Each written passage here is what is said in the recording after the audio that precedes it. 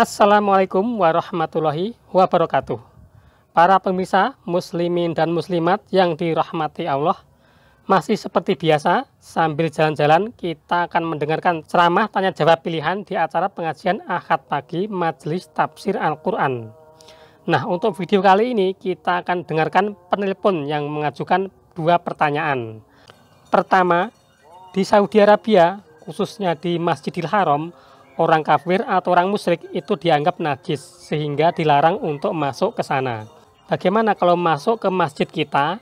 Apakah juga harus dilarang?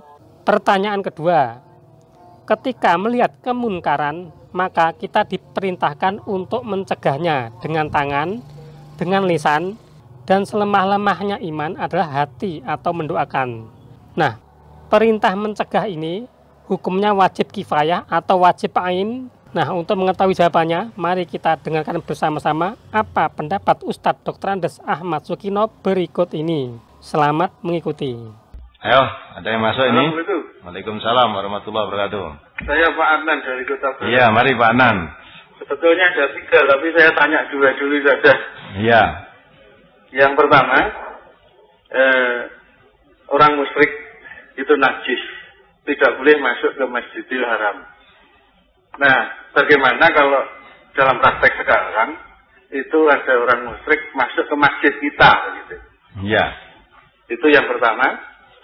Kemudian yang kedua, untuk menghadapi kemungkaran itu kewajiban umat Islam itu bisa dilakukan dengan tiga cara. Yang pertama dengan tangan, kemudian kalau tidak bisa dengan lisan, kalau tidak bisa dengan doa, dengan hati. Dengan catatan yang ketiga itu selemah-lemah iman.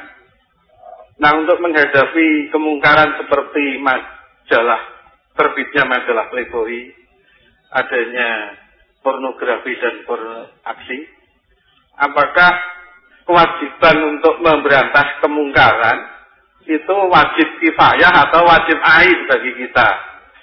Karena di dalam praktek yang menghadapi dengan tangan itu kelihatannya cuma bisa dihitung ya, kelompok-kelompok seperti FPIS, MMI, dan yang lain bisa dihitung dengan jari. Sedangkan yang lain kok kelihatannya banyak yang cuma berdoa gitu. Nah, ini saya rasakan apakah itu wajib kifayah atau wajib ain kok banyak yang cuma dengan doa saja.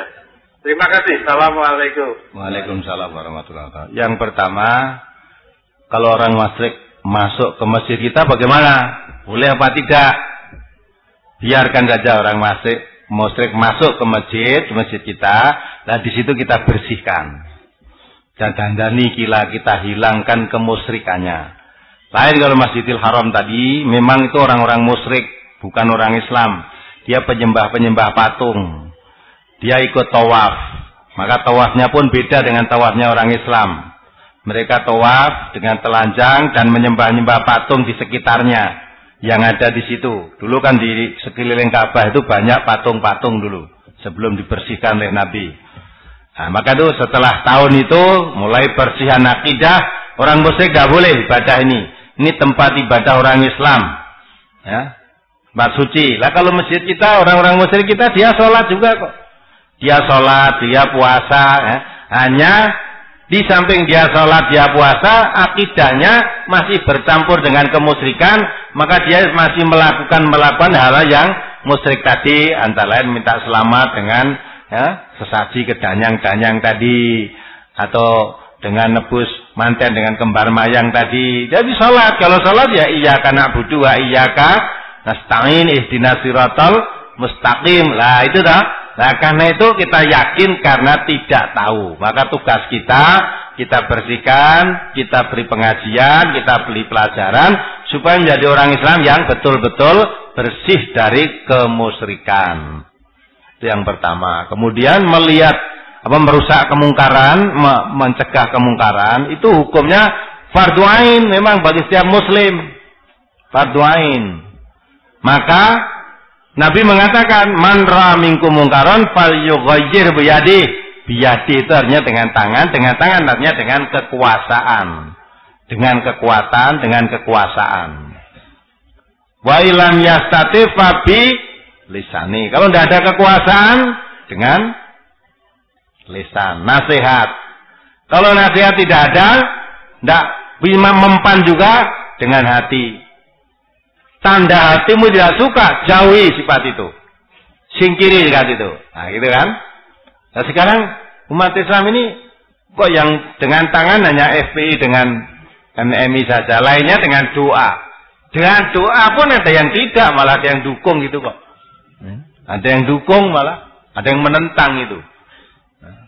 Kemarin kan di tayangan di TV itu malah mendukung, yang mendukung itu bukan orang ya, orang terkenal malah yang mendukung itu.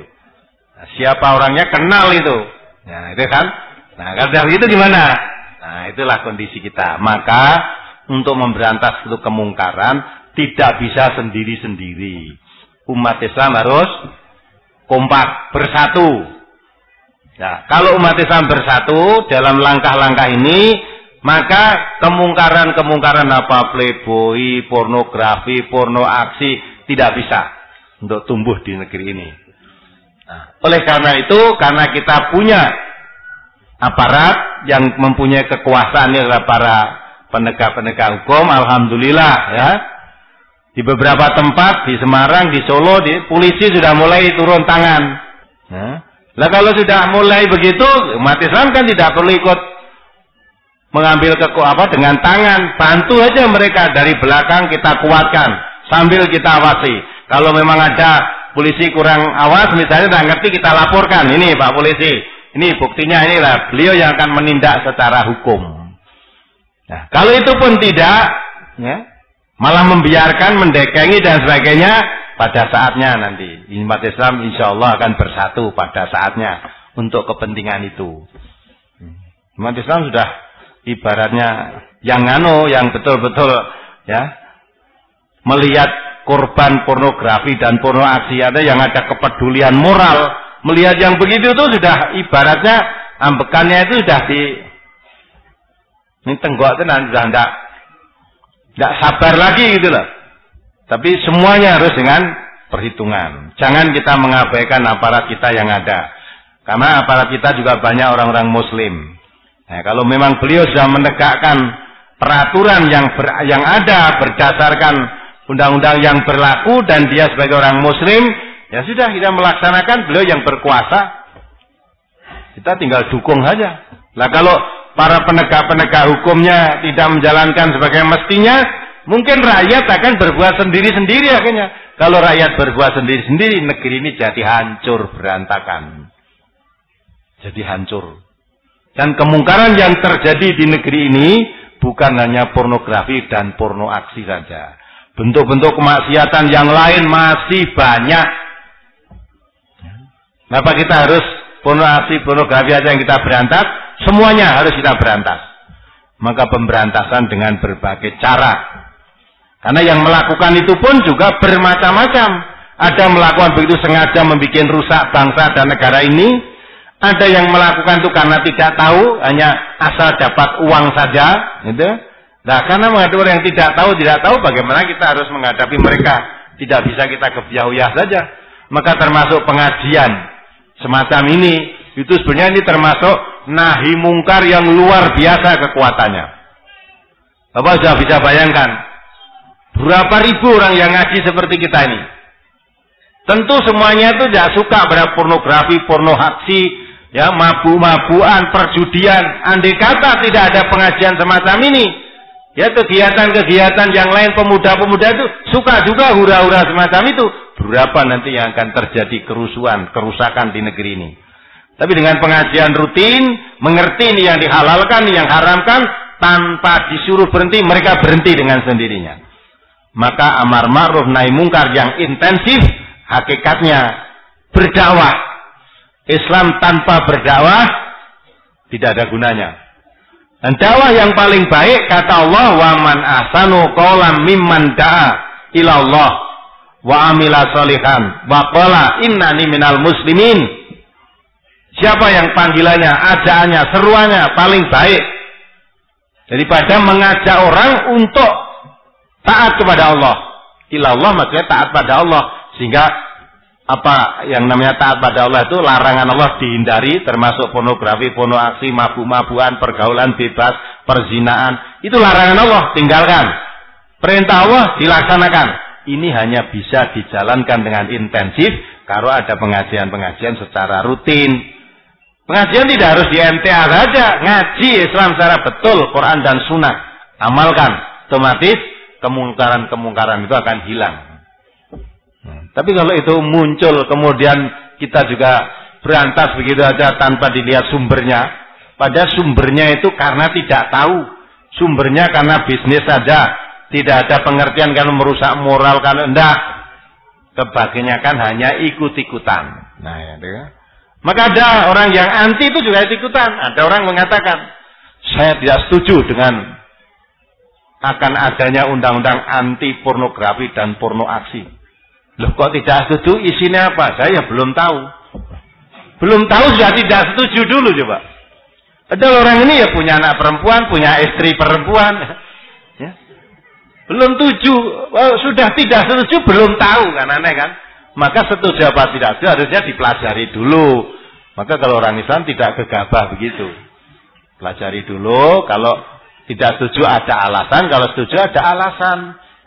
Nah inilah, mudah-mudahan Allah menyaksikan apa yang kita lakukan ini.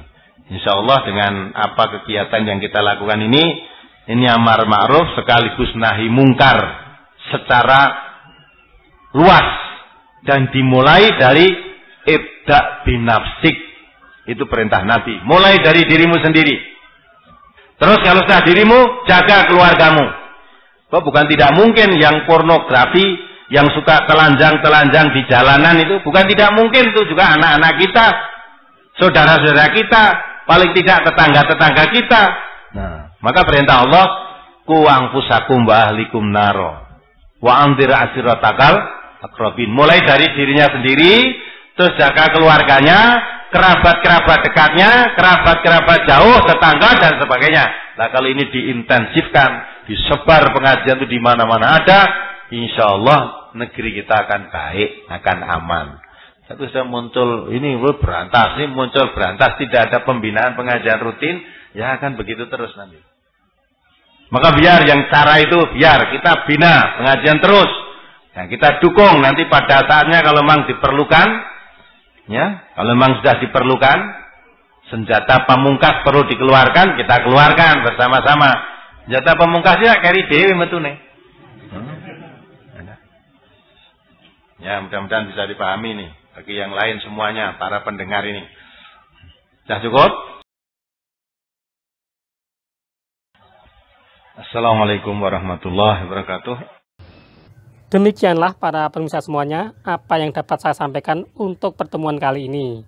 Saya berharap dengan adanya pengajian yang singkat ini dapat menambah wawasan dan pemahaman kita tentang hukum Islam.